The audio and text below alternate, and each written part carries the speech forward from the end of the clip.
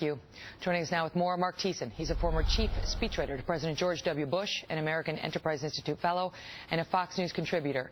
And so, Mark, you know better than most that the words a president chooses at an event like this matter, and they're carefully thought through.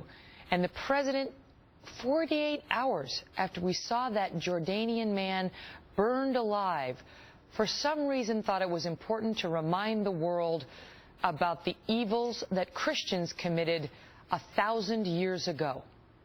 Yeah, it's inexplicable to me. You're right. Words matter, and the president thinks these things through, so this is revealing as to his worldview. And 48 hours after seeing that video, his reaction is to say, we have to get off of our high horse because Christians have committed terrible deeds in the name of Christ. What does he mean by get off our high horse? And what kind of person looks at a video of a man being burned alive, and his reaction is to say, well, let's not forget, we in the West did that too.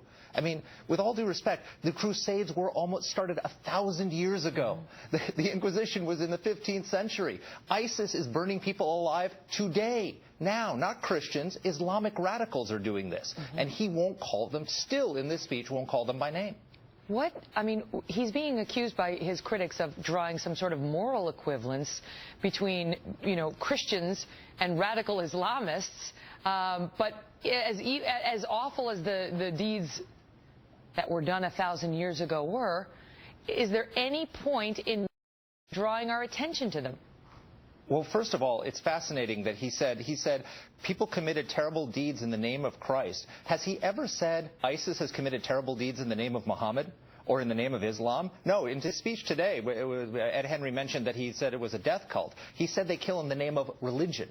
He won't call it Islamic radicalism, which is a problem. And second of all, what he's basically saying, who launched the Crusades? The Catholic Church. So he's basically saying the Catholic Church was the Al-Qaeda of its day. I mean, I'd like to see him explain that to Pope Francis when he comes to Washington. Well, and then to bring slavery and Jim Crow into it as well, as though, that is somehow morally the equivalent of what we're watching today with ISIS.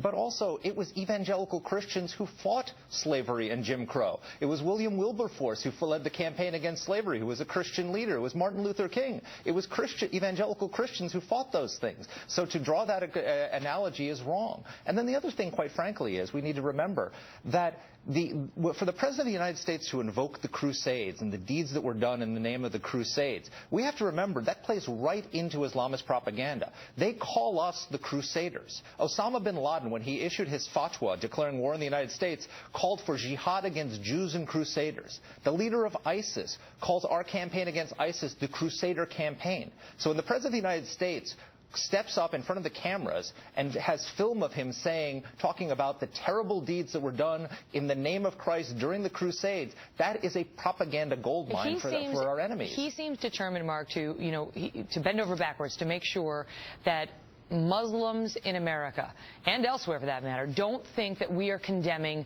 all of Islam.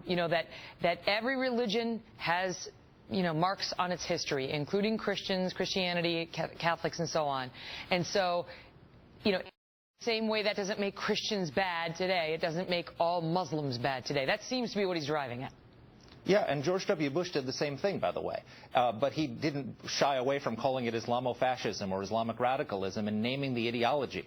Of course, no one blames all Muslims for what's being done in their name by a group of radical Islamists. There's a difference between radical Islamists and the peaceful followers of Islam, who are the majority of people in the world. But also, Islam needs its own William Wilberforce. It needs Islamic leaders to step up and say, this is un-Islamic. Just as Wilberforce said slavery was un-Christian. And that's what's lacking right now. And you cannot defeat an ideology unless you're willing to name it.